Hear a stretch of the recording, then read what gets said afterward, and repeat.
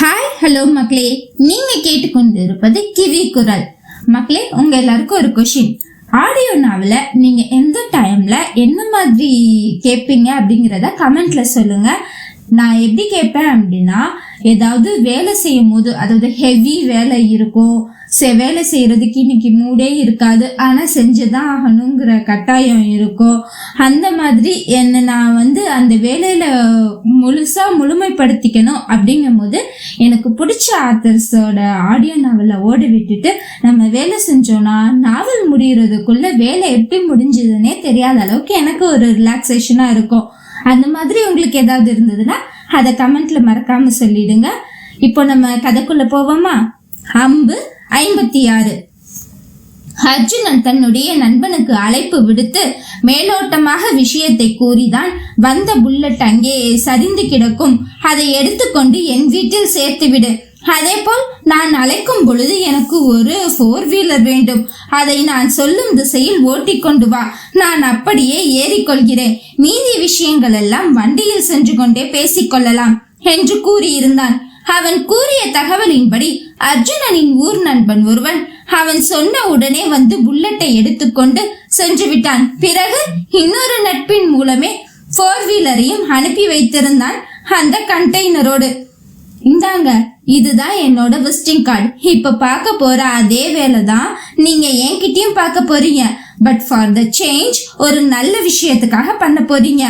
அதே போல உங்களுக்கோ உங்க ஃபேமிலிக்கோ நீங்க பார்க்க போற வேலையோ என்னாலேயோ எந்த பாதிப்பும் வராது, அதுக்கு நான் பொறுப்பு என்று அந்த 5 தோள்களை தட்டி கொடுத்து விட்டு சுபத்ராவின் கையை பிடித்து கொண்டு வந்த வழியே கடினப்பட்டு சுபத்ராவை தன் ஒரு கையில் தூக்கி கொண்டு தன் நண்பன் ஓட்டி கொண்டு வந்த அந்த ஆம்னி வண்டியில் பின்னிருக்கையில் குதித்தார்கள்.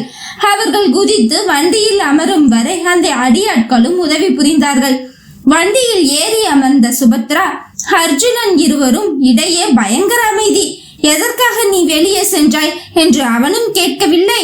இவளும் நீதான் என்னுடைய அஜ்ஜு அத்தான் என்பதை நான் கண்டுகொண்டேன் என்று அவளும் வெளிப்படுத்திக் கொள்ளவில்லை.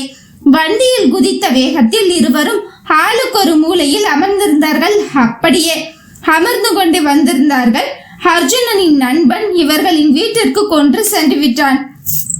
வீட்டிற்குள் நுழைந்தவர்கள் கண்டது ஹாலில் சோபாவில் அமர்ந்து நகத்தை கடிக்கும் அன்னையை, ஹாலில் நடைபயிலும் தந்தையையும், இருவரையும் பார்த்து கொண்டே இருக்கும் தேவனையும், வாசலை எட்டி எட்டி பார்க்கும் விஜயாவையும் தான். ஐ, மாமா வந்தாச்சு, மாமா வந்தாச்சு, துள்ளி குதித்து எட்டூருக்கு கேட்க கத்தினாள் விஜயா. எதுக்கு தேவா மண்டையிலேயே கொட்டுறீங்க? நீ ஏன் இப்படி கத்துற என்று கூறிய தேவன் அர்ஜுனனின் முறைப்பையும் பரிசாக வாங்கி கொண்டான். அஜ்ஜு என்ற பிரீதா தாவி அணைத்து கொண்டார் அர்ஜுனனை. மாம், ரிலாக்ஸ், எனக்கு ஒன்னும் இல்ல, இதோ சுபத்ராவையும் எந்த பிரச்சனையும் இல்லாம கூட்டிட்டு வந்துட்டேன். ரொம்ப டயர்டா இருக்கு, கசகசன்னு நான் குளிச்சுட்டு வரேன் மாம்.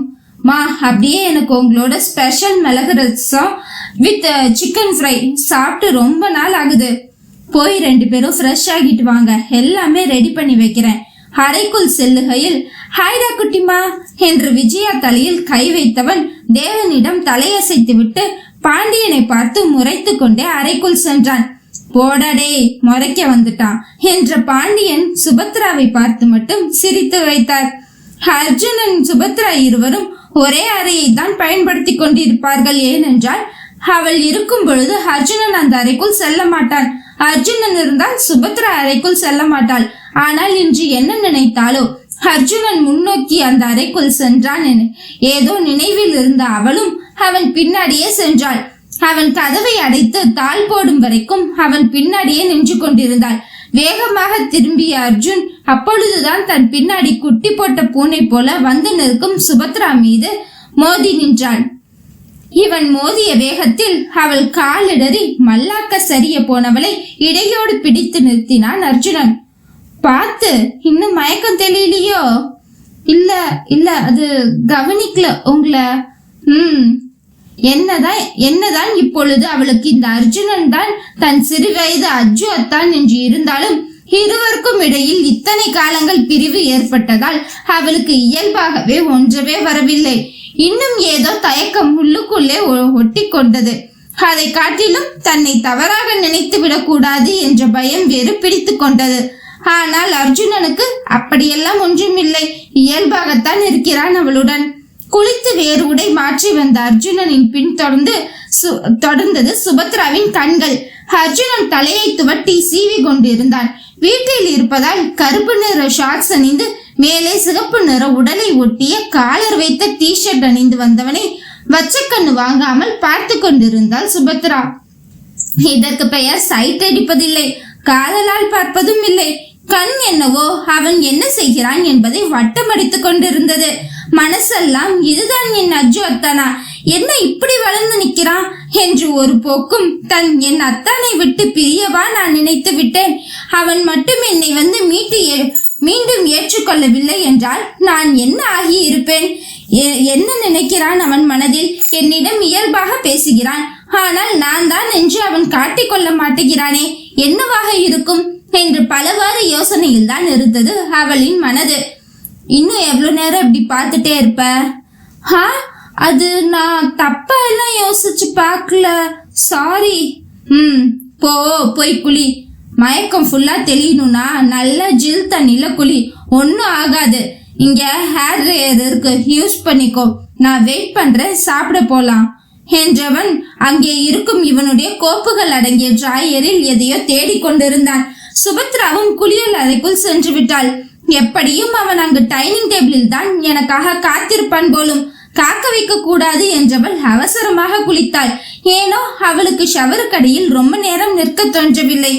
மிகுந்த போராட்டங்களுக்கிடையே வாழ்க்கை பயணம் இருந்ததால் என்னவோ சுபத்ராவுக்கு இயல்பாக எதையும் நினைத்து வருத்தப்படுவது, கவலைப்படுவது, அழுவது என்ற விஷயங்கள் எல்லாம் வரவே இல்லை.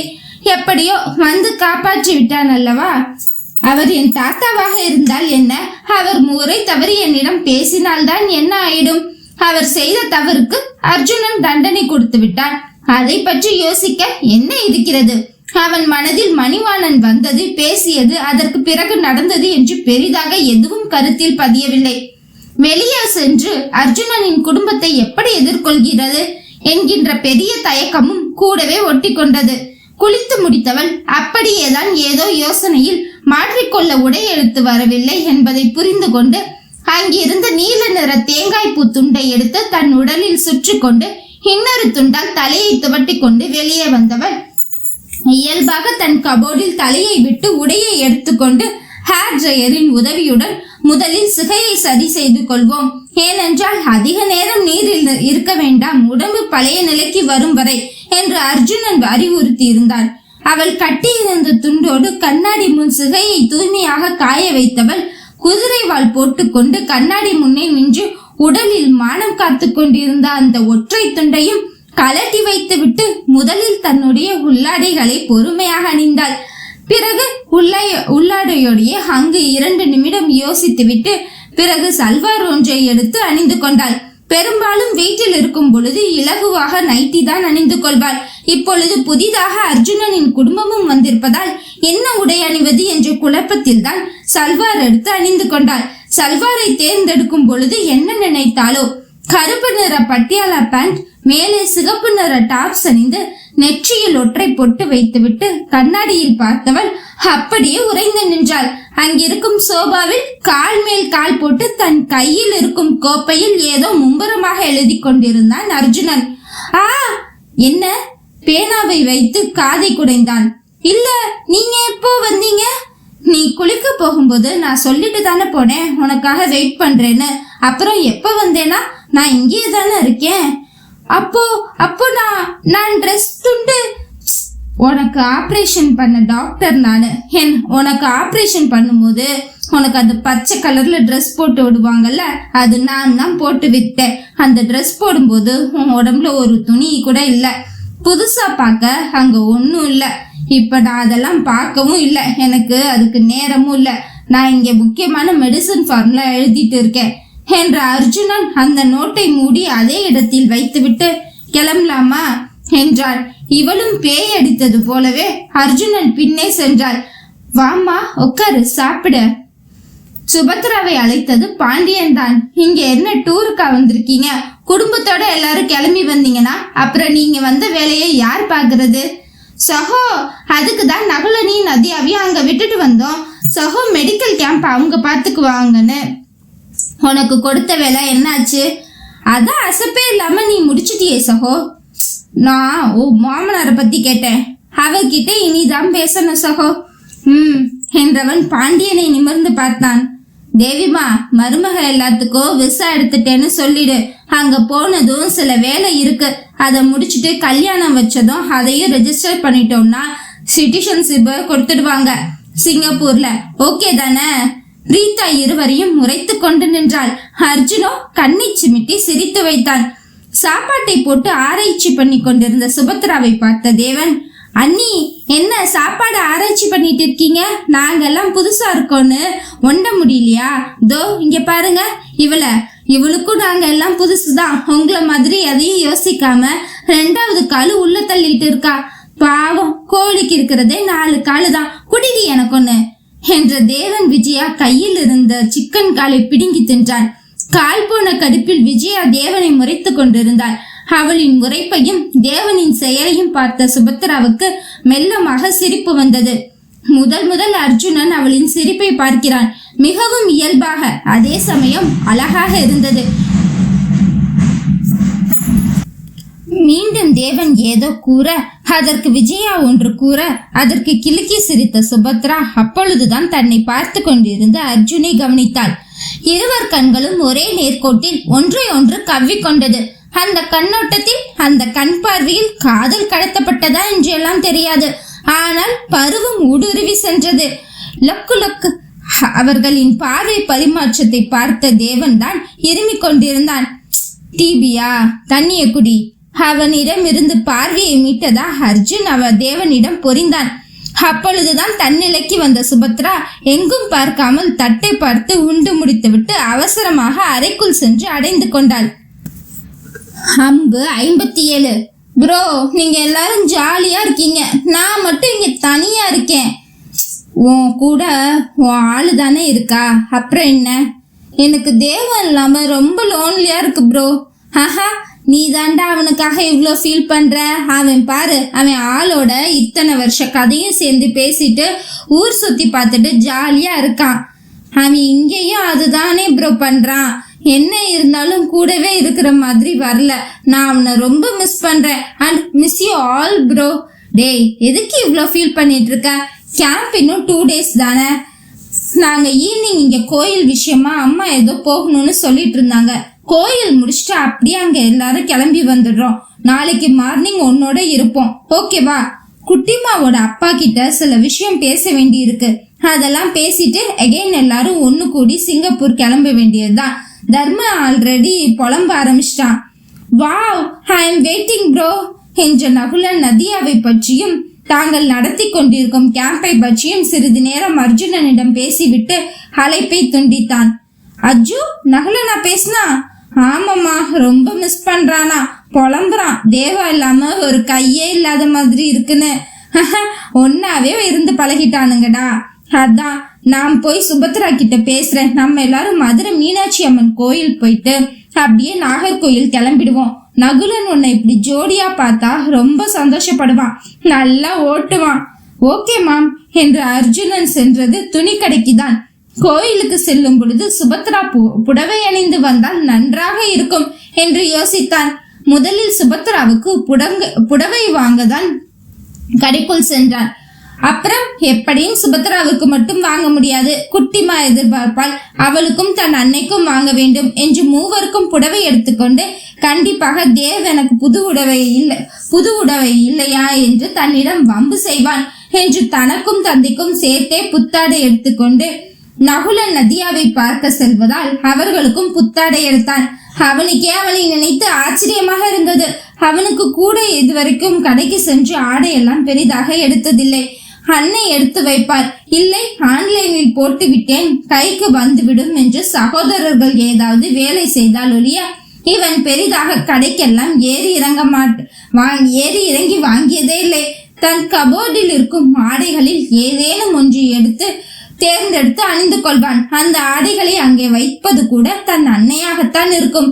இன்று சுபத்ராவை புடவையில் பார்க்க வேண்டும் என்ற எண்ணம் வெகுவாக தோன்றியது.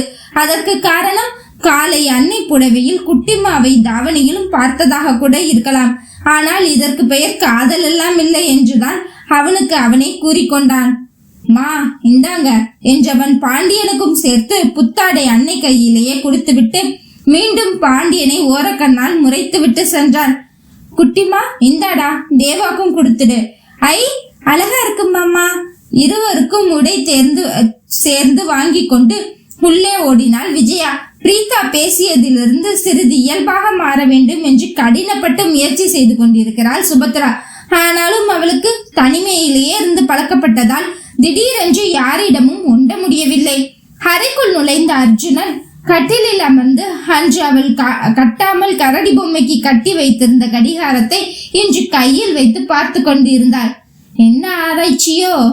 இல்ல, அன்னைக்கு தெரியாம அது அம்மா கோயில் போலான்னு சொன்னாங்க. இந்தா சாரி கட்டிக்கோ. என்றவள் அவனும் குளித்து உடை மாற்றினான். பார்த்துதான் எடுத்து வந்திருந்தான் அர்ஜுனன். பெண்களின் புடவை நிறத்திலேயே ஆண்களுக்கு சட்டை எடுத்திருந்தான். பின்பு கீழே கோல்டன் வேஷ்டியும் எடுத்திருந்தான். டிரைவர் அண்ணா, கோயில் வரைக்கும் போறோம், ஆனா நானே டிரைவ் பண்ணிக்கிறேன். கொஞ்சம் நீட்டா வண்டியை தொடச்சிட்டு மட்டும் வச்சிருங்க. பெட்ரோல் எல்லாம் ஃபில் பண்ணி இருக்குதானே? இருக்குங்க சார். திரும்பி சுபத்ராவை ஒரு பார்வை பார்த்துவிட்டு குளியல் அறைக்குள் சென்றவன் மீண்டும் குளித்து துண்டுடன் வெளியே வந்தவன் சுபத்ரா இருப்பது அவள் கண்ணை மூடுவது எதையும் கருத்தில் கொள்ளாமல் மணமகன் போல அவன் வாங்கிய உடையை அணிந்து வெளியே சென்று விட்டான். அவன் சென்றதுக்கு அப்புறமும் நெஞ்சில் கை வைத்து மூச்சு இழுத்து விட்டு சுபத்ரா புடவையை திருப்பி திருப்பி பார்த்தாள். அவளுக்கு புடவை கட்ட தெரியுமா என்று கூட அவன் கேட்கவில்லை. சரியான அளவில் ரெடிமேட் பிளவுஸ் வேறு. வேகமாக இவளும் சென்று குளித்து முடித்து வெளியே வந்து மேலே ரவிக்கையும் கீழே பாவாடையோடு புடவை எங்கு சுத்தி எங்கு கொண்டு வருவது என்ற ஆராய்ச்சியில் நின்று கொண்டிருந்தாள். கைபேசி மூலமாக பார்த்து கட்டலாம் என்றால் அதை வெளியிலேயே வைத்து விட்டாள். இப்பொழுது அவனை அழைப்பதா வேண்டாமா என்ற யோசனையில் இருக்க மெல்ல கதவு திறந்து உள்ளே வந்தான். இன்னும் என்ன ரெடி ஆகலையா? புடவை ஓரளவு கட்டுவேன், ஆனா சின்ன கன்ஃபியூஷன். என்ன? இல்ல, எந்த சைடு இடுப்புல சொருகணும், எதை சொருகணும்னு. அவனுக்கு சிரிப்பு தான் வந்தது. புடவை கட்ட தெரியும் என்று கூறியவள் புடவை கட்டுவதற்கான முதல் படியே தெரியாமல் குழம்பிக் கொண்டிருக்கிறாள். அவள் கையில் இருந்து புடவையை வாங்கிய அர்ஜுன், இதோ இந்த இடம் தான் எடுத்து உன்னோட ரைட் சைடு இடுப்புல சொருகு. அர்ஜுனன் அவளின் பின்னே நின்று கொண்டான். பொம்மைக்கு புடவை சுற்றி விடுவது போல தன் ஆசை பொம்மை சுபத்ராவிற்கு கட்டிவிட்டு கொண்டிருந்தான் அர்ஜுனன். இவனுக்கு அவளை தொடுவதில் எந்தவித கூச்சமும் வெட்கமும் இல்லை போலும். ஆனால் அவள் தான் முதல் ஆண் தொடுகையில் உடம்பு சிலிர்த்து அடங்க நெளிந்து கொண்டே நின்றாள். ஏனென்றால் இதுவரைக்கும் அர்ஜுனன் அவளை தொடும் பொழுதெல்லாம் அவள் சுயநினைவில் இல்லாமல் மயக்க நிலையில் தான் இருந்தாள். அர்ஜுனனை தாண்டி வேறு எந்த ஆணும் அவளை தொட்டதில்லை, அவள் விட்டதும் இல்லை. அதுவும் வெற்றி இடுப்பில் சொர்க்குகிறேன் என்று அர்ஜுன் கை உரசும் பொழுதெல்லாம் சொல்ல முடியா உணர்வு அவளின் உயிர் வரை தீண்டி செல்லும். திருப்தியாக கட்டியவன் மேலிருந்து கீழ் வரை அவளை பார்த்துவிட்டு பின் குத்தி இருக்கும் இடம் எல்லாம் சரியாக இருக்கிறதா என்பதை ஒரு முறை தொட்டு சரி பார்த்தவன் பெர்ஃபெக்ட், சரியாக கட்டிவிட்டதை ஊர்ஜிதப்படுத்தி கொண்டு அவளை கிளம்ப சொல்லிவிட்டு வெளியே வந்து விட்டான் அர்ஜுன். ஆனால் அவள்தான் மாய வழியில் சிக்குண்டது போல அர்ஜுனனை தேடி அவள் கண்கள் சென்று கொண்டிருந்தது. அதற்கு காரணம் தெரியவில்லை. கடிவாளம் போட்டு கட்ட முடியவும் இல்லை. கண்ணாடி முன் நின்று தன்னுடைய சிகையை இரண்டு பக்கமும் சிறிதாக எடுத்து கேட்ச் கிளிப்பின் உதவியுடன் அதை அடக்கியவள் டேபிளின் டிராயரில் இருக்கும் மல்லிகை பூவை பார்த்து உள்ளுக்குள் சுவந்தாள். அர்ஜுனன் உள்ளே வரும் பொழுதே பூவை கொண்டு வைத்தவன் கண்ணை காட்டினானே, அதை எடுத்து தன் தலையில் வைத்துக் கொண்டே வேறு எந்த ஒப்பனையும் இல்லாமல் நெற்றியில் வட்டப்பொட்டு மட்டும் வைத்தாள். அப்பொழுதுதான் அங்கு இருக்கும் மேஜையை ஒவ்வொன்றாக திறந்து பார்த்து கொண்டிருந்தவருக்கு அதில் சில அலங்கார பொருட்கள் என்று ஒரு பெண் உபயோகிக்க வேண்டிய அனைத்தும் இருந்ததை பார்த்தவளுக்கு உள்ளூர் அர்ஜுனனின் புரிதலில் சிரிப்பு தான் வந்தது. மெல்ல காஜலை எடுத்து கண்ணுக்கு தீட்டியவள் பிங்க் லிப் பாம் எடுத்து போட்டதே தெரியாத அளவு போட்டுக்கொண்டாள். அர்ஜுனன் உள்ளே வருவதும் வெளியே போவதுமாக இருந்தான். ஏதோ தேடிக்கொண்டே இருப்பது போல் தான் தெரிந்தது. என்ன தேடுறீங்க? அடரே, அவனுடைய பொம்மை பேசுகிறதா? சட்டென்று நிமிர்ந்து பார்த்தான். அவன் பார்வை வீச்சு தாங்காமல் வார்த்தைகள் மீண்டும் தந்தியடித்தது. அது அது இல்ல, உள்ள வெளியே நடந்துட்டே இருக்கீங்க, என்ன வேணும்னு சொன்னா நான் தேடி தருவேனே. அர்ஜுனன் நிலை அந்தோ பரிதாபம். சொல்லவா முடியும் அவளிடம்? ஏதோ இன்று புடவையில் உன்னை பார்த்து கொண்டே இருக்க வேண்டும் போல் தோன்றுகிறது. அதுதான் ஏதோ தேடும் சாக்கில் உள்ளேயும் வெளியேயும் நடந்து கொண்டிருக்கிறேன் என்று அன்னை தந்தையிடம் கூட அவ்வளவாக பேசி சிரித்து தன்னை ஒரு கட்டுக்குள் வைத்துக் கொண்டிருப்பவன் இன்று ஏனோ சுபத்ராவின் மீது இந்த உணர்வு அவனை ஆட்டி படைத்தது. அவனுடைய காதல் முழுவதும் அம்முவுக்கு மட்டும்தான். இப்பொழுது கேட்டாலும் அதே பல்லவியை தான் பாடுவான். ஆனால் இன்று என்ன சுபத்ராவை விட்டு அவன் கண்களால் அகல முடியவில்லை. கள்ளத்தனம் செய்கிறான். சுபத்ரா அறியாமல் அவளையே பார்த்து கொண்டிருக்கிறான். ஏதோ ஒரு காரணத்திற்காக அவளின் அருகாமையை, அவளை ரசிப்பதை விரும்புகிறான். லிப்ஸ்டிக் போட்டியா? ஒவ்வொரு அடியாக எடுத்து சுபத்ராவின் கிட்டே நெருங்கி விட்டான். அவளின் உதட்டை வழக்கத்துக்கு மாறாக மென்மெனுப்பாக இருக்கிறது. அது அவனுக்கு புரிகிறது. இல்ல லிப்பாம் தான், லைட்டா தான் என்றவள் உதட்டை சப்பிக்கொண்டால் அதீதம் இருக்கிறதோ என்று. இப்பொழுது இவள் கடித்து சப்பி எடுக்கும் பொழுது இவளின் எச்சியும் காரணமாக இன்னும் மினுமினுப்பு கூடியது. நெருங்கி வந்த அர்ஜுனன் அவளின் முட்டை விழிகளை பார்த்தான். காஜலில் ஜொலித்தது. காதில் கூட குடை ஜிமிக்கி ஆடி அவனை அழைத்தது போல ஒரு மாயை. கையில் வளையல், கழுத்தில் குட்டி செயின் எல்லாம் எப்போதோ அவன் டிராயரில் அடுக்கி வைத்திருந்தான். ஆனால் இன்றுதான் அது எல்லாம் எடுத்து போட்டுக்கொள்ள வேண்டும் என்ற எண்ணம் தோன்றியதோ என்னவோ. ஆணின் அருகாமை தாங்க முடியாமல் கைகால் நடுக்கம் எடுக்க கண்ணாடி பக்கமே திரும்பி நின்று கொண்டாள் சுபத்ரா. அவளின் முதுகு வரை நெருங்கி வந்தவன் மெல்ல அவளின் கூந்தலை தூக்கி முன்னால் போட்டு ரவிக்கையின் பின்னால் இருக்கும் கயிறை இழுத்து கட்டினான். வெற்று முதுகில் அர்ஜுனனின் விரல் அந்த ரவிக்கையை அளக்கிறது. இவளுக்கு புரிகிறது, தள்ளிவிட கைகள் ஒத்துழைக்கவில்லையே.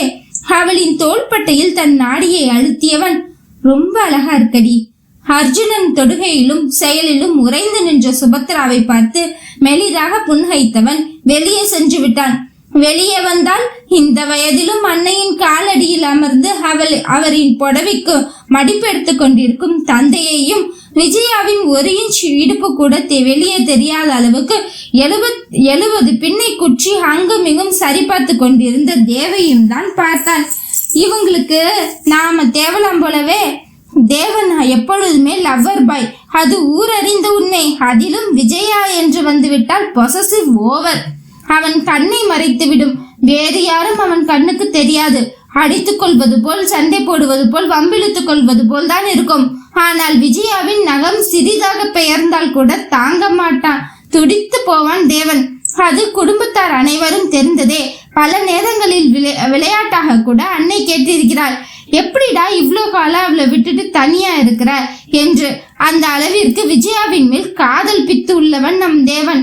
இதுதான் காதல் போல என்று அவர்களின் அந்யோன்யத்தை பார்த்து கொண்டிருக்கும் அர்ஜுனனின் பக்கத்தில் அவனுக்கு இணையாக வந்து நின்றாள் சுபத்ரா. தனக்கும் இணையாக துணையாக வந்த இளமானை வெளிப்படையாகவே இப்பொழுது ரசித்தான் அர்ஜுனன். அம்பு 58. என்ன அஜு, நீ டிரைவ் பண்ண போறியா? அப்போ சகோ பக்கத்துல நான் தான் உட்காருவேன் என்ற தேவன் தலையை தட்டிய பாண்டியன் கண்ணை காட்டினார். தயங்கி தயங்கி தங்க சிலையாக சுபத்ரா வர அவளுக்காக அந்த டாடா சஃபாரி வாகனத்தின் முன்பக்க கதவை திறந்து பார்த்து கொண்டு நின்றான் அர்ஜுனன். தந்தையை பார்த்து வலிந்து கொண்டு தன் ஜோடியின் பக்கத்தில் அமர்ந்த தேவன், அண்ணி என்ன நீங்க இவ்ளோ அமைதியா இருக்கீங்க? சகோ ஏற்கனவே ரொம்ப அமைதி, நீங்களும் அமைதியா?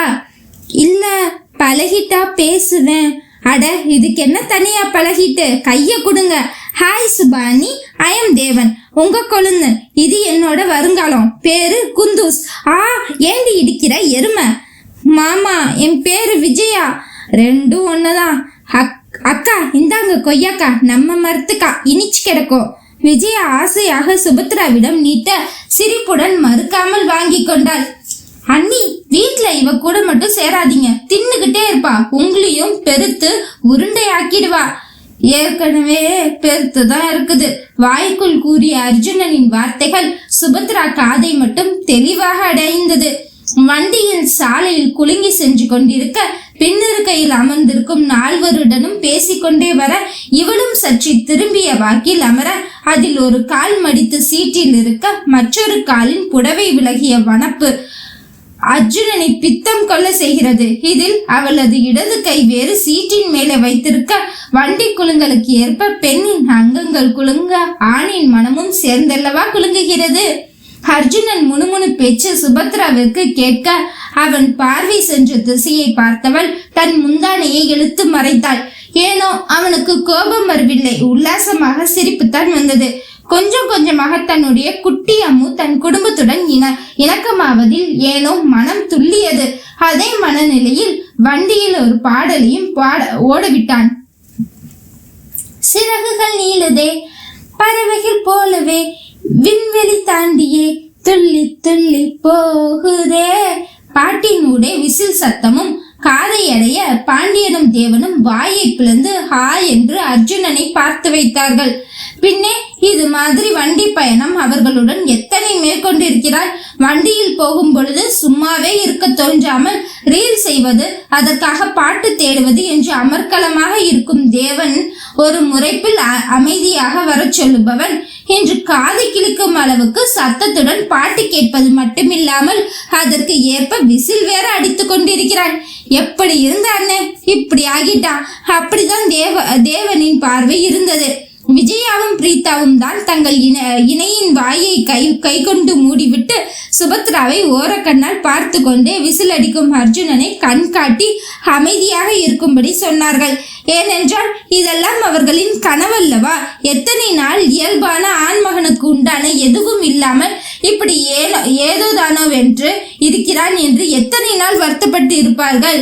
தன் பையன் அவனுடைய வருங்கால மனைவியுடன் ஒரே வண்டியில் வருவது அவர்களுக்கு ஆச்சரியம் என்றால், அதே நேரம் இருவரும் பார்வையில் பேசிக் கொள்வதும் சின்ன சின்ன காதல் மொழிகள் பரிமாற்றிக் கொள்வதும் என்று பார்க்கவே முகசுளிப்பு இல்லாத அழகான காதல் திரைக்காட்சி போல் இருந்தது. என்னை இங்கே வர செய்தாய், என்னென்னவோ பேச செய்தாய், புன்னகைகள் புக்கச் செய்தாய், இன்னும் என்ன அருகினில் அமர்ந்தென்னை உற்று உற்று பார்க்கும் முந்தன் தூரு தூரு பார்வை கொண்ட அர்த்தம் என்ன. பாடல் ஆரம்பித்த உடனே நேராக ரோட்டை பார்த்து அமர்ந்து விட்டாள் சுபத்ரா. ஏனென்றால் பாட்டின் சத்தத்தில் கண்டிப்பாக ஒருவருக்கொருவர் பேசிக்கொள்வது கேட்க போவதில்லை என்பதனால் திரும்பி நேரே அமர்ந்தவளை ரசித்து கொண்டே இப்பொழுது இந்த வரிகளை அர்ஜுன் கூடவே வேறு பாடினான். அவளும் திரும்பி அர்ஜுனை தான் பார்த்து கொண்டிருந்தாள். பார்த்தாள் என்பதை விட ரசித்தாள் என்றே கூற வேண்டும். அதை கவனித்தவன் ஒற்றை புருவம் தூக்கி என்ன என்பது போல் கேட்டவனின் அழகில் கீழே குனிந்து, என் பார்வை புதுசுதான், என் பேச்சும் புதுசுதான், உன்னாலே நானும் மாறி போனேனே, கூட்டத்தில் என்னைத்தான் உன் கண்கள் தேடணும் என்றெல்லாம் இன்னும் பைத்தியமானேனே என்றவள் சத்தம் வராமல் வெறும் வாயசைப்பில் இந்த வார்த்தைகளை பாடினாள். அவளின் கையை பிடித்து உல்லாசமாக கீர் மேல் வைத்தவன் அவளின் கையையும் வைத்து இருவருமாக கீர் போட்டு என்று ஆன்மீக பயணம் காதல் பயணமாக மாறியது. இவர்கள் வந்து இறங்கியது மீனாட்சி கோயிலுக்கு தான். மதுரையில் மீனாட்சி அம்மன் கோவிலை தாய் வீடு என்றுதான் கூறுவார்கள். என்னதான் மீனாட்சி அம்மனுக்கு இணையாக சொக்கநாதன் என்று சிவனின் இன்னொரு உருவ சிலையை கொண்டு வந்து வைத்து சில அரசியல் வேலைப்பாடுகள் நடந்திருந்தாலும் மதுரை என்றால் மீனாட்சி அம்மன் கோயில் தான். மீனாட்சி அம்மன் கோயில் என்றால் பக்தர்களுக்கு அது தாய் வீடு மட்டும்தான். இன்றளவும் உள்ளே சென்று கடவுளை வணங்கி வீட்டில் உள்ள அத்தனை பேருக்கும் அர்ச்சனை செய்து பிரசாதங்கள் வாங்கி கொண்டு வந்து வண்டியில் வைத்தவர்கள் அங்கிருக்கும் கடை வீதியில் பொருட்களை வாங்க சுற்றினார்கள். இது போல பெரிய பெரிய கோயிலுக்கு பெரும்பாலும் செல்வது அங்கு ஒட்டி இருக்கும் கடைகளில் ஏதேனும் பொருட்களை வாங்குவதில் தான் இன்னும் மகிழ்ச்சி இருக்கும். அனைவர் கையிலும் ஸ்மார்ட் போன் இருக்க ஆளுக்கு அவரவர் ஜோடிகளுடனே தனியே சென்றார்கள். வண்டி நிறுத்துமிடம் தெரியும். எப்படியும் வேலையை முடித்துக்கொண்டு வந்து ஆஜராகுங்கள் என்று ஒவ்வொருவரும் ஒவ்வொரு பக்கம் செல்ல சுபா திருத்தாள். என்ன? ஒன்னும் இல்ல. உனக்கு ஏதாச்சும் வாங்கணுமா? ஷாப்பிங் போவோமா? இல்ல, இங்கேயே இருப்போமே. தலை சாய்த்து கேட்டவள் அழகில் சொக்கினான் இந்த சொக்கனும். ஏன்? எனக்கு எதுவும் வாங்குறதுக்கு தோணல. பாட்டு கேட்கணும் போல இருக்கு வண்டியில உக்காந்து. வர வழி முழுக்க பாட்டு கேட்டு தானே வந்தோம். ஆமா, எனக்கு இந்த மாதிரி பாட்டு கேட்க ரொம்ப பிடிக்கும். இந்த மாதிரி வண்டியில போயிட்டு பாட்டு கேட்கறதெல்லாம் இப்போதான் முறையா நான் அனுபவிக்கிறேன். அதனால எனக்கு இது ரொம்ப பிடிச்சிருக்கு. நான் உள்ளுக்குள்ள உக்காந்து பாட்டு கேட்கட்டா? வேண்டாம் என்றா சொல்லுவான் அர்ஜுனன். எவ்வளவு ஏக்கம் இருந்தால் என்னவள் இதெல்லாம் ஒரு ஆசையாக கருத்தில் கொள்ளுவாள் என்றவன் ஒன்றும் சொல்லாமல் வண்டியை திறந்து உள்ளே அமர வைத்து மிதமாக ஏசியை போட்டு அவனும் ஏறி அமர்ந்து மெலடி பாட்டை ஓடவிட்டான். ராஜாவின் மெல்லடி பயணத்திற்கு மட்டுமல்ல, காதலுக்கும் ஏற்றது என்று நினைத்தான் போல. அவளின் கையை எடுத்து தன் கைக்குள் பொத்தி வைத்துக் கொண்டான். அப்பொழுது எதிர்பாராத ஒன்று நடந்தது. அதுதான் அவனின் சுபா பூக்குவியலாக, மலைசாரலாக, பனித்துளியாக அவன் நெஞ்சில் முட்டி சாய்ந்தாள். பேச்சே இல்லை, அமைதி மட்டுமே அங்கு நிரம்பி இருந்தது. அர்ஜுனன் அவனின் வலது கையை சுபாவின் இடது கையோடு பிணைத்திருக்க, அவளின் இடது கை அவள் தோலை சுற்றி தன் நெஞ்சில் விழுந்தவளை அணைத்து பிடித்திருந்தது. என்னடி, நான் சின்ன பிள்ளையில இருந்து பழகுன என்னோட அஜு அத்தான் தான் நீங்கன்னு இப்பவும் என்னால சத்தியமா நான் நினைப்பு வரல. எனக்கு அந்த பெரியவர் சொல்லும் போது என்ன எவ்வளவு யோசிச்சு பார்த்தேன். எனக்கு ஏன் பழைய ஞாபகமே வரல? ஏன் அஜு அத்தான் யாருன்னு எனக்கு தெரியல. ஆனா ஆள் மனசுல தேங்கி இருந்தது என்னோட பாதுகாப்பு, என்னோட அஜு அத்தான் தான். அன்னைக்கு அவங்க கடத்திட்டு போன கொஞ்ச நேரம் என் வாழ்க்கையே வெறுத்து போச்சு. உங்க கைக்குள்ள என்ன வச்சிருந்ததும் என்னை பாதுகாத்துக்கிட்டு நீங்க இருந்ததுக்கான அர்த்தம் அப்பதான் புரிஞ்சுது. ஒரு ஆம்பளை ஒரு பொண்ணு கிட்ட இவ்வளோ கண்ணியமா ஒழுக்கமா இருக்க முடியுமான்னு உங்களை பார்த்த அப்புறம் தான் புரிஞ்சுக்கிட்டேன். ஏன்னா நான் வளர்ந்த இடம் வேற. அப்போ என் மனசு தேடின வேற யாரையும் இல்லை, உங்களை மட்டும்தான். உங்களை தான் நான் பார்த்தது போல நீங்க என் மேல கோபமே படல. உங்க பேச்ச மீறி உங்க நம்பிக்கையை சதைச்சிட்டு நான் உங்ககிட்ட இருந்து ஓடி போயிருக்கேன். இப்ப வரைக்கும் அதை பத்தி என்கிட்ட ஒரு வார்த்தை கூட கேட்கல. உங்களுக்கு நான் இப்படிதான் பண்ணுவேன்னு தெரிஞ்சிருக்குமா என்னன்னு எனக்கு தெரியல. உங்க நடவடிக்கை, உங்க பேச்சு, பார்வை எல்லாமே சொல்லுது காலத்துக்கும் நான் உங்க அரவணைப்புலதான் இருக்க போறேன்னு. அதுக்காக நான் உங்களை ஏமாத்திட்டேன் அப்படின்னு சொல்ல மாட்டேன். உங்களை விட என்னை யாராலையும் ஏத்துக்கிட்டேன்னு அப்படின்னு சொல்ல மாட்டேன். உங்களை விட என்னை யாராலையும் பாதுகாப்பாகவும் சந்தோஷமாகவும் கௌரவமாகவும் வச்சுக்க முடியாது அப்படிங்கிறத நான் நம்புறேன். இப்போ உணர்ந்துட்டேன். அதனால என்ற அர்ஜுன் அவள் கன்னத்தில் வந்து விழுந்த முடியை காதோரம் ஒதுக்கி கொண்டே அவளின் முகத்தையே பார்த்தான். அதனால ஐ லவ் யூ அஜு அத்தான். நீங்க நேசிச்ச அம்மு தங்கச்சியான்னு எனக்கு நினைப்பு இல்ல. இந்த அத்தான் வார்த்தையும் உங்களை பார்த்தாலே எனக்குள்ள ஏன் வருதுன்னு தெரியல. ஆனா உங்க கூட உங்க மனைவியா வாழணுங்கிற ஆசையெல்லாம் தாண்டி ஏக்கமாவே இருக்கு என்றவள் பேச்சு மனதை குளிர செய்ய சுபத்ராவை இறுக்கி அணைத்து கொண்டான். அணைப்பு என்பது சிறிய வார்த்தையே என்பது போல இருந்தது. அவன் இறுக்கம் மூச்சு முட்ட வைத்தான். ரெக்கை இல்லாமல் பறக்க வைத்தான். ராணியாக அவளை உணர வைத்தான். நீயே என் மன அரியணையில் ராஜா என்று அவளை பிதற்ற வைத்தான். கூடி கழிக்க ஆசைப்பட வைத்தான். சில மனிதனாய் கூடலை கண்டு அருவர்த்தவளுக்கு உடலில் கூடல் மனதில் இருக்கும் காதலின் வெளிப்பாடு போல என்பதை உணர வைத்தான். அங்கே காதல் காதல் காதல் மட்டுமே ஆட்சி புரிந்தது. வண்டி கண்ணாடி தட்டும் ஓசையில் தன்னிலைக்கு வந்தவர்கள் இருவரும் முகம் பார்க்க கூட முடியவில்லை.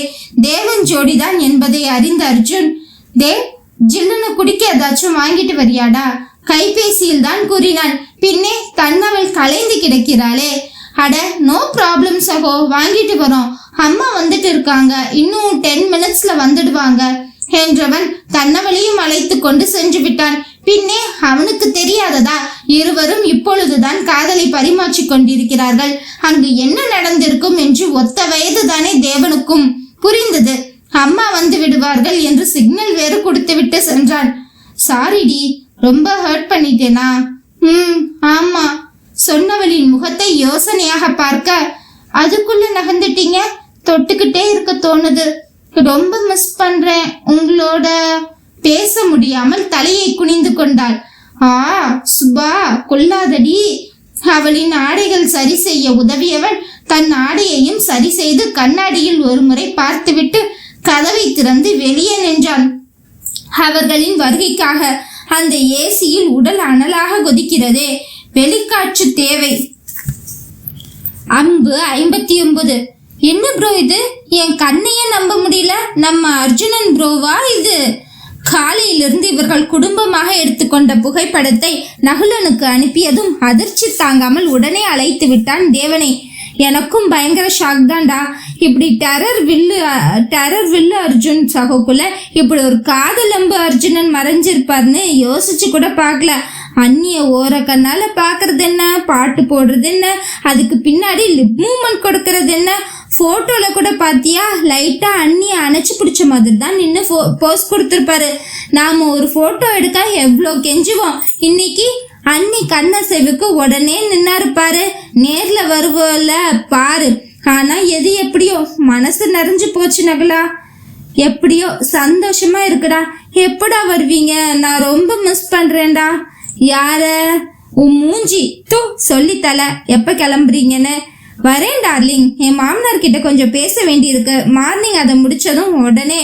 உனக்கு குட்டிமா இருந்தா போதும்ல. என் நினைப்பே இல்லையாடா? உதட்டை பிதிக்கியது வளர்ந்த குழந்தை. சாவடிச்சிருவேன் நாயே. உன்னை நினைக்கிறேன்னு எப்படி காட்ட சொல்ற? நிமிஷத்துக்கு 100 முறை கிஸ்யூ மிஸ்யூன்னு மெசேஜ் அனுப்பட்டா நான் எங்க இருந்தாலும் உன் நினைப்புல தாண்டா இருப்பேன். Love you lot darling. உம்மா உம்மா என்று மொபைல் ஸ்கிரீனை எச்சில் செய்தான் தேவன். உருகி உருகி இருவரும் கைபேசியில் பேசிவிட்டு திரும்ப அவரவர் இணைகள் தூ என்று துப்பி விட்டு சென்றார்கள். போடி என்று முறுக்கி கொண்டவர்களுக்கு தங்கள் இரட்டையை நினைத்து சிரிப்புதான் வந்தது. காலை விடியல் ஆளுக்கு ஒரு பரபரப்பை பஞ்சமில்லாமல் அள்ளி தந்தது.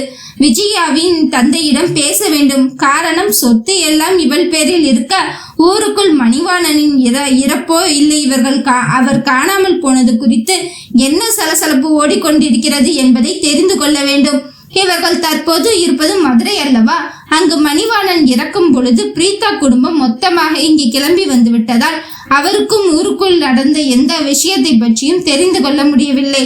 தேனியில் இருக்கும் நகுலனுக்கு முகாமின் கடைசி நாள் நாளை என்பதால் அதற்கு தேவையான ஆவணங்களையும் இதுவரைக்கும் நடத்திய முகாம் பற்றியும் குறிப்பேடு எழுத வேண்டும் என்று உண்ணக்கூட நேரம் இல்லாத அளவிற்கு இன்று வேலை நெட்டியை முறித்து தள்ள போகிறது என்று காலையில் எழுந்திருக்கும் பொழுதே புரிந்து கொண்டான். அதையும் தாண்டி எப்படியும் இரவில் அன்னை தந்தை என்று தன் மொத்த குடும்ப பட்டாளமும் வந்துவிடும். நாளைக்கு சிங்கப்பூர் செல்ல போகிறோம் என்பதே அவனுக்கு மிகவும் ஆனந்தமாக இருந்தது. என்னதான் பெற்றோர்கள் பிறந்த ஊர் நாகர்கோயில் என்றாலும் இவர்கள் பிறந்தது சிங்கப்பூர் அல்லவா? அதனால் அதுதான் அவர்களுக்கு தாய் நாடாக தோன்றும். அதை விட்டு இங்கு வந்து இருப்பதே பெரும் பாரமாகத்தான் இருந்தது நகுலனிற்கு. நதி, ஹாஸ்பிட்டல் ப்ரோ இது ட்ராப் பண்ணிட்டு வீட்டுக்கு வேணா போயிடுடி. இன்னைக்கு ஹெவி ஒர்க் இருக்கும். சாப்பிட்றது கூட நேரம் இருக்காது. லிக்விடா ஏதாவது எடுத்துக்கிட்டு உடம்ப ஹைட்ரேட் பண்ணிக்கிட்டே ஒர்க் பண்ண வேண்டியதுதான். ரொம்ப ஹாப்பியா வேற இருக்கு. ஃபேமிலி வராங்க. ஆஃப்டர்நூன் சிங்கப்பூர் நமக்கு டும் டும் தான் என்று கண்ணம் கிள்ளி கொஞ்சினான் அவளை. கல்யாணம் வேற தனியா பண்ணணுமா? நீங்க இப்பவே அப்படித்தானே இருக்கீங்க. எனக்கு ஒன்றும் பிரச்சனை இல்லை. நான் அங்கேயே வெயிட் பண்றேன். முடிஞ்சா லஞ்ச்ல கேன்டீன்ல சேர்ந்து சாப்பிட்றதுக்கு பார்ப்போம். இல்லைனாலும் ஓகே, நான் பார்த்துக்கிறேன். பட் நான் உங்க கூடவே இருக்கேன். வீட்டில் மட்டும் தனியா இருந்து என்ன பண்றது? எனக்கு உங்க மருந்து பத்தி ஒன்றும் தெரியாது. தவிர வரிசையில் நில்லுங்க, இந்த டோக்கனை வச்சுக்கோங்க, அங்க போய் நில்லுங்கன்னு உங்க முகாம்ல இந்த மாதிரி எடுபடி வேலையெல்லாம் எனக்கு நல்லாவே வரும். அதுக்காவது நான் உங்களுக்கு உபயோகமா இருந்துட்டு போறேனே. ஏய், என்னடி நீ? அதெல்லாம் ஒரு பிரச்சனையும் இல்லை. உனக்கு என்ன தோணுதா பண்ணு. நீ மட்டும் படிச்சிருந்தா எங்களெல்லாம் விட பெரிய டாக்டரா இருந்திருப்ப. அந்த அளவுக்கு உனக்கு திறமை இருக்கு. இப்போ கேட்டு தெரிஞ்சுக்க. தெரிஞ்சதுக்கே நிறையவே பண்ற. ஸோ உனக்கு என்ன தோணுதோ அங்க பண்ணு. கண்டிப்பா உன்னை யாரும் கொஸ்டின் பண்ண மாட்டாங்க. ஏன்னா நீ நகுலன் டாக்டரோட வருங்காலம் என்று நகுலன் நதியாவை அணைத்து முத்தமிட்டு விட்டு கிளம்பினான். சிஸ்டர், மருத்துவ முகாமில் நடக்கும் சுகாதார சேவையை மேம்படுத்த ஆவணம் செஞ்சிட்டீங்களா?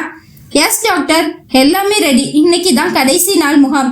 அதுவும் மாலை 5 மணி வரைக்கும் தான் அப்படின்னு சொல்லி இருக்கோம். ஸோ இது வரைக்கும் வராத எல்லாரும் கூட இன்னைக்கு வந்து மெடிசன் வாங்க வாய்ப்பு இருக்கு. கூட்டமாகவும் இருக்கும்.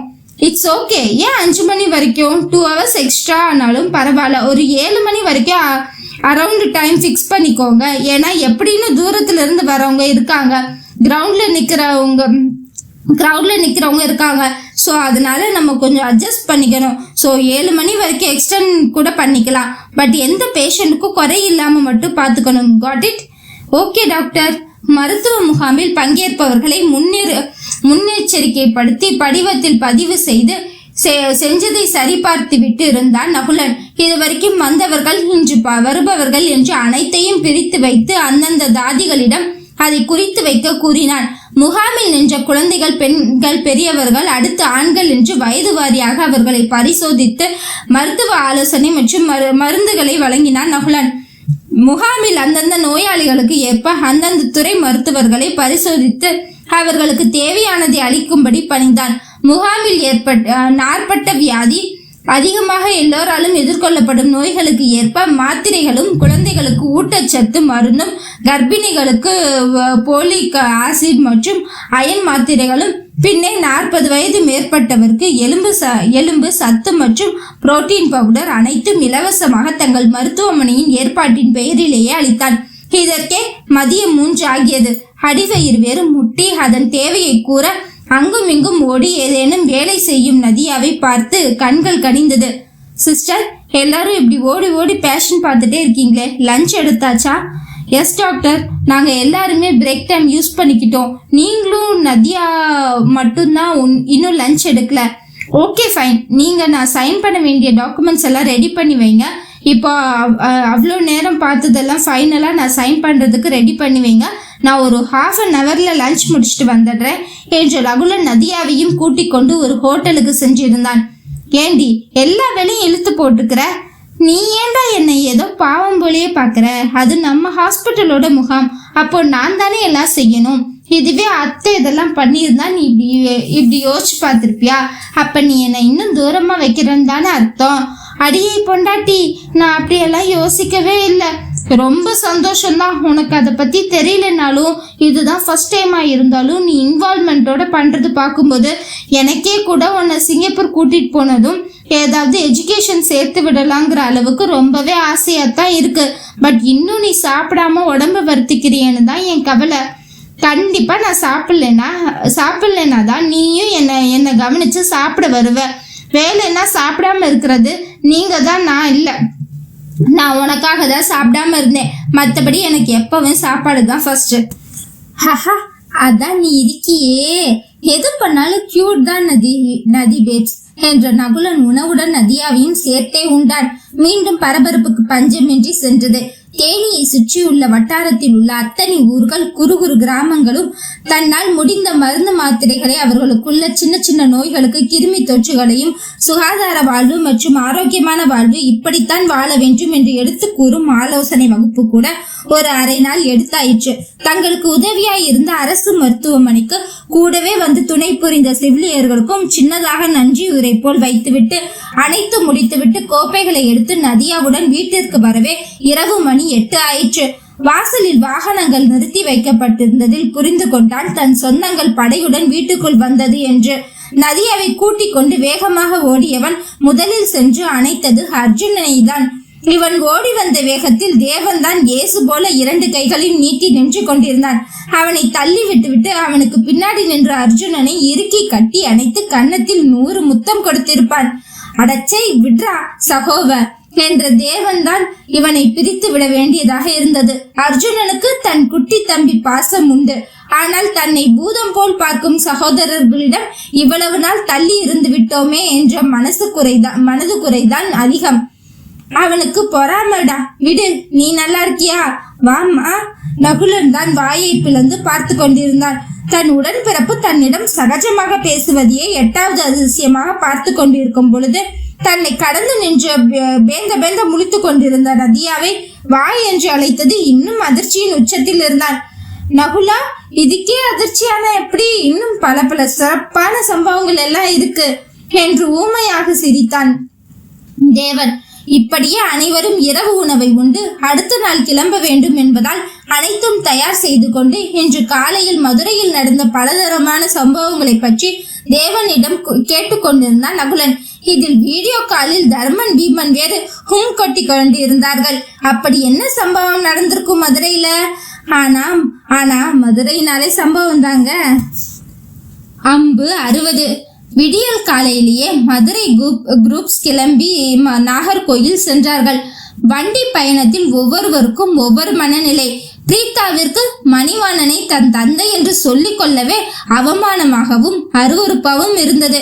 இதில் ஏதேனும் அவரை பற்றிய உண்மை தெரிந்திருந்தால் ஊர் மக்கள் முன்னிலையில் தான் எப்படி முகம் காட்டுவது என்ற யோசனையில் இருந்தாள்.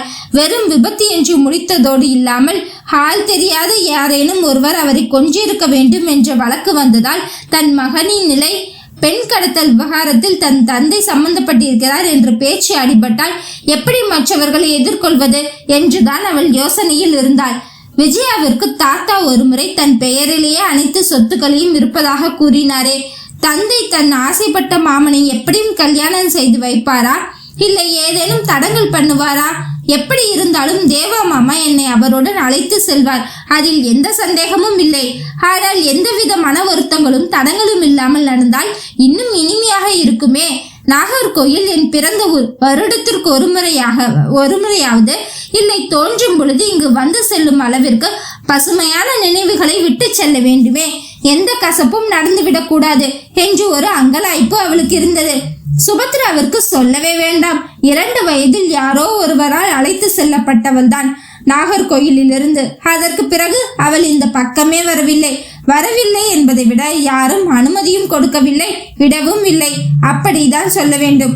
இவர்கள் அனைவரும் கூறுவதை பார்த்தால்தான் நான் முகச்சாடையில் தந்தையின் போல இருப்பதாக கூறுகிறார்களே. அப்படி என்றால் அங்கே ஊருக்குள் சென்றால் தன்னை யாரின் மகளாக கருதுவார்கள்? தன் அன்னையை தவறாக பேசுவார்களா? தந்தை இருப்பாரே, எப்படி எதிர்கொள்வது? தன்னுடைய அக்காவும் அன்னையும் இறந்து சிதைந்த ஊருக்கு சென்றால் தன்னுடைய நினைவுகள் எப்படி இருக்கும்? இவர்கள் வாயிலாக தான் அப்படி ஒரு செய்தி என் காதில் கேட்டது என்றாலும் எனக்கு எவ்வளவு முயன்றும் அந்த ஞாபகங்கள் வரவில்லையே. இப்பொழுது அங்கு சென்றால் ஏதேனும் ஞாபகம் வந்து மனப்பிறழ்வு வேறு ஏதேனும் ஆகிவிடுமோ, அத்தானை விட்டு நான் நிரந்தரமாக பிரியும் நிலைமை வந்துவிடுமோ என்று யோசித்தவள் அர்ஜுனனின் கையை இறுக்க பற்றி கொண்டாள். 3 பெண்களும் 3 வித யோசனையில் இருக்க 3 ஆண்களுக்கு எந்தவித யோசனையும் இல்லை. எவ்வளவு பார்த்து விட்டோம், இதை பார்க்க மாட்டோமா என்பது போல் தெனாவட்டாக தான் இருந்தார்கள். எப்படி இருந்தாலும் தங்கள் இணைகளை பாதுகாப்பது அவர்களின் கடன். என்ன ஹோம் மினிஸ்டர்ஸ், யார் முகமும் சரியில்லை, என்ன திங்கிங்? அர்ஜுன் தான் வினாவியது. இப்பொழுதெல்லாம் சகஜமாக பேச பழகி கொண்டிருக்கிறான். சுபத்ராவிடம் சகஜமாக பேச வருகிறது. அப்போ இவ்வளவு நாள் தன்னுடைய சகஜ பேச்சுக்கு தன் குடும்பம் எவ்வளவு ஏங்கி இருக்கும் என்பதை புரிந்தவன் அவனும் அவனின் உடன்பிறப்புகள் போல இயல்பாக இருக்கிறான். ஒன்னுல்லையே, சொல்லி வைத்தது போல் கோரஸாக 3 பெண்களும் ஒரே குரலில் சொல்ல அறுவருக்கும் சிரிப்புத்தான் வந்தது.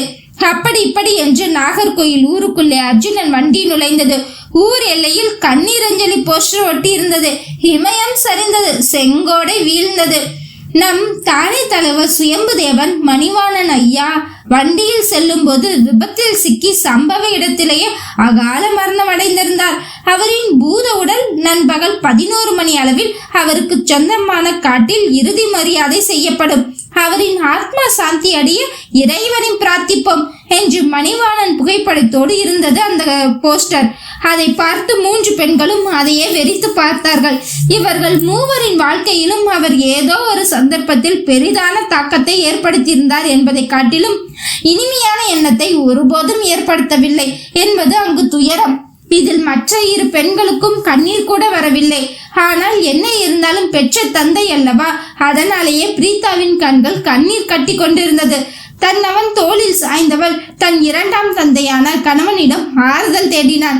என்ன இருந்தாலும் தந்தை என்று ஸ்ரீகிருஷ்ணா அனைத்து காரியங்களையும் முன்னின்று ஒரு மகனாக செய்ய இங்க பிரீத்தாவின் குடும்பமோ ஓரத்தில் நின்று நடப்பவற்றை வேடிக்கை மட்டும் பார்த்தார்கள் ஊர் மக்கள் போல. சடங்கு பரபரப்பில் ஸ்ரீகிருஷ்ணா இருக்க தன் தங்கை குடும்பம் வந்திருக்கிறார்கள் என்று கவனித்தானே தவிர மற்ற யாரையும் முகம் கொண்டு கூட பார்க்கவில்லை.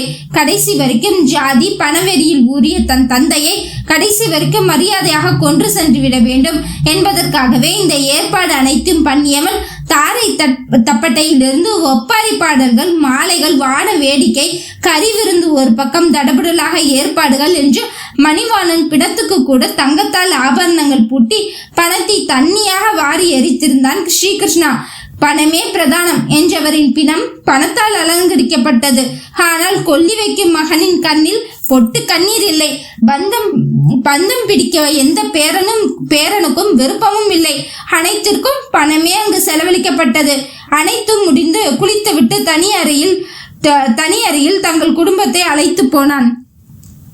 பிரீதா, எனக்கு நினைவு தெரிஞ்சதிலிருந்து ஒரு அண்ணனா உனக்கு எதுவும் செஞ்ச மாதிரி எனக்கு நினப்பில்லை. ஏன், எனக்கே கூட நான் எதுவும் செஞ்சுக்கிட்டதில்ல. பணம் இருக்கு, எது கேட்டாலும் வாங்கிக்கலாம்.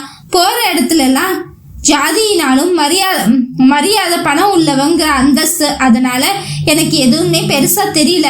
நான் நேசிச்ச ஒருத்தியோட இறப்பு என்னை மொத்தமா மாற்றிடுச்சு. சரி, நம்ம நேசிச்சவ தான் எனக்கு கிடைக்கல, நம்ம பிள்ளைக்காவது நம்மளை நேசிச்சு கட்டிக்கிட்டவ கூட காலம் கடத்தலான்னு நினைக்கும் போது கடவுள் அவளையும் என்கிட்ட இருந்து பிரிச்சு என் கை குழந்தைய அனாதையா நிக்க விட்டுருச்சு. உங்களுக்கெல்லாம் எதுவுமே செய்யலங்கிற ஒரு எண்ணம் உள்ளுக்குள்ள உருண்டுகிட்டே இருந்தது.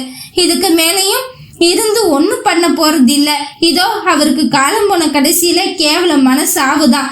இருந்தாலும் ஒரு பையனா என்னால முடிஞ்ச அளவுக்கு அவர் சாவ நியாயமானதா கொண்டு வந்து ஊருக்குள்ள நடத்த முடிஞ்சது. எனக்கு அதுவே போதும்னு நினைக்கிறேன். உங்க எல்லார்கிட்டையும் முதல்ல நான் மன்னிப்பு கேட்கிறேன் என்ற ஸ்ரீகிருஷ்ணா நீண்ட மூச்சு விட்டு கையில் வைத்திருந்த சொத்து பத்திரத்தை தன் தங்கை கையில் கொடுத்தார். அண்ணா, உங்க மேல மட்டும் குறை சொல்ல மாட்டேன். எனக்கு உங்களை பிடிக்கல, நீங்க செய்யற எதையும் பிடிக்கலங்கிறதுக்காக விலகி போயிட்டேனே தவிர அது உங்களுக்கு எடுத்து சொல்லணுங்கிற கடமையிலிருந்து நானும் தானே தவறிட்டேன். இந்த சொத்து எதுவுமே எனக்கு தேவையில்லை. தெரிஞ்சோ தெரியாமலோ 2 பொண்ணுங்களை தங்க விக்கிரமா பெத்து என் பசங்களுக்கு நீங்க கொடுத்து இருக்கீங்க. அது 2மே எங்களுக்கு போதும். இந்த சொத்து நீங்க வச்சுக்கிட்டாலும் சரி, ஊர் மக்களுக்கு கொடுத்தாலும் சரி, ஆனா எங்களுக்கு இதுல இருந்து ஒரு பைசா வேணாம். கடவுள் புண்ணியத்துல பிறந்த ஊருக்கு வந்தாலும் தங்குறதுக்கு செலவு பண்றதுக்குன்னு எங்களுக்கு இங்க காடு தோப்பு எல்லாமே இருக்கத்தான் செய்யுது. அதனால இது உங்க இஷ்டப்படியே வச்சுக்கோங்க. அது போக நீங்க எப்ப பார்க்கணும்னு தோணாலும் நீங்க சிங்கப்பூருக்கு வந்து உங்க பொண்ணுங்களை பார்த்துட்டு போகலாம். இல்ல இங்க வரணும்னா சொல்லுங்க, என் பசங்க கிட்ட கண்டிப்பா கூட்டிட்டு வருவாங்க என் மருமகள்களை என்றவள் தன் கணவனை பார்க்க அவரும் ஆமோதிப்பாய் தலையை ஆட்டினார்.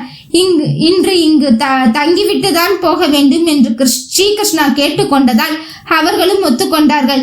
சுபத்ராவிற்கு இந்த நிலையை எப்படி கையாளுவது என்றே தெரியவில்லை. அர்ஜுனனையே பார்த்து கொண்டிருந்தாள். அர்ஜுனன் அவளை அழைத்து கொண்டு அவர்கள் விளையாடிய ஊரின் எல்லை மண்டபத்திற்கு சென்று விட்டான். விஜயா தான் சுற்றி திரிந்த வயல்வெளி காடுகள், தன் தோழிகள், ஆடு மாடுகள் என்று சுற்றி காண்பதற்காக தேவனின் கையை பிடித்து கொண்டு அவளும் கிளம்பி விட்டாள். மீதி இருந்த பிரீதாவும் பாண்டியனும் இருக்க ஊர் தலைவரை ஸ்ரீகிருஷ்ணா அழைத்து விட்டிருந்தான். ஊர் பெரிய தலைக்கட்டுகள், பெரிய மக்கள் என்று கூட்டத்தில் அனைவரும் குழுமி இருக்க, அப்பா இறந்துட்டாரு, இந்த ஊரை பார்த்துக்க ஆள் இல்லைன்னு கவலைப்பட வேண்டாம். அப்பா ஸ்தானத்துல நான் இருப்பேன். என் தங்கச்சியும் நானும் சேர்ந்து எடுத்த முடிவு. சிலது இருக்கு. அதன்படி அப்பா வாழ்ந்த இந்த வீட்டுல தான் நான் இருக்க போறேன். என் கடைசி காலமும் இங்கதான் இருக்கணும்னு ஆசைப்படுறேன். அது போக எங்களுக்கு சொந்தமான மீதி கட்டடங்கள் எல்லாம் குழந்தைகளுக்கு பாடம் சொல்லி கொடுப்பதற்காகவும் விளையாட்டு மைதானமாகவும் மாற்றுவதற்கு நான் எழுதி கொடுத்திருந்த பத்திரம் இது. எங்களுக்கு சொந்தமான வயல் வாய்க்கால் வர பண்ணையத்துல வருடத்திற்கு 1 மூட்டை மட்டுமே எனக்கு கொடுத்தா போதும்.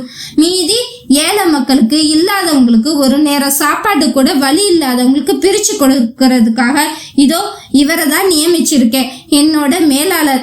அவர் இதை நேர்மையாகவும் நியாயமாகவும் பண்ணுவாரு நம்பிக்கையின் பேரில் தான் கொடுத்திருக்கேன். முக்கியமா நம்ம ஊருக்குள்ள ஜாதி பிரிவு வார்த்தையில கூட இருக்கக்கூடாது என்ற கிருஷ்ணா எழுந்து அனைவருக்கும் வணக்கம் வைத்து, வந்த எல்லோரும் சாப்பிட்டுட்டு தான் போகணும்னு கேட்டுக்கிறேன். கம்பீரம் கொஞ்சமும் குறையாமல் இவ்வளவு காலம் பணத்திற்கும் சாதிக்கும் விலை போனவன் இப்பொழுது நேர்மையாக நிமிர்ந்து நின்றான். அதனால் வந்த கம்பீரம் இது. யாரும் செய்யாததை நான் ஒன்றும் செய்துவிடவில்லை. அதனால் நான் ஊரை விட்டு போக வேண்டும் என்ற எந்தவித நோக்கமும் இல்லை. என்னால் முடிந்த மட்டும் இந்த ஊரை நேர்வழியிலும் நல்வழியிலும் எனக்கு வரும் பணத்தை இல்லாதவர்களுக்கு கொடுத்து அண்டையில் உள்ள பல குக்கிராமங்களுக்கு தத்தெடுத்து அனைத்து இளைஞர்களுக்கும் வேலைக்கும் குழந்தைக்கும் கல்வி என்று என்னால் முயன்ற உதவிகளை செய்வதற்காகவாவது நான் இங்கு இருக்க வேண்டும். போனவரை போகட்டும், அதை மாற்ற என்னாலும் முடியாது. இனியாவது மக்கள் நிம்மதியாகவும் வறுமை இல்லாமலும் அவர்களின் தேவை தீரவும் என் பணம் பயன்படட்டும் என்பதுதான் ஸ்ரீகிருஷ்ணா எண்ணம். காலை பிரீதா தேவியுடன் பேசும் வரையில் கூட எங்காவது கண்காணாத இடத்திற்கு செல்ல வேண்டும், அனைத்தையும் ஒப்படைத்துவிட்டு என்றுதான் நினைத்திருந்தான். அதற்கு பிறகு நிறுத்தி நிதானமாக யோசித்தவனுக்கு புலப்பட்ட உண்மைதான். ஏன் எங்கோ ஓடி வழிய வேண்டும்? நான் சென்று விட்டால் இது போல் பல மணிவாணன்கள் உருவாவார்களே. அதற்கு இவர்களுக்கு காவலாக நானே இருந்தால் என்ன? என் பிள்ளைகளும் நன்றாக வாழ வேண்டும். அவர்கள் வருடத்திற்கு ஒரு முறையாவது இங்கு வந்து சொந்தங்களுடன் இணைய வேண்டும். இது என் மண். இதை விட்டு நான் ஏன் போக வேண்டும்? எங்கு என்னுடைய மரியாதையை சுய கட்டுப்பாடு இழந்து விலங்கினம் போல் வாழ்ந்தேனோ அங்கேயே மனிதனாக பிறப்பெடுக்கப் போகிறேன் என்று முடிவு செய்தான். இதை தன் குடும்பத்திடமும் கூற அவர்களுக்கு மிகுந்த சந்தோஷம்.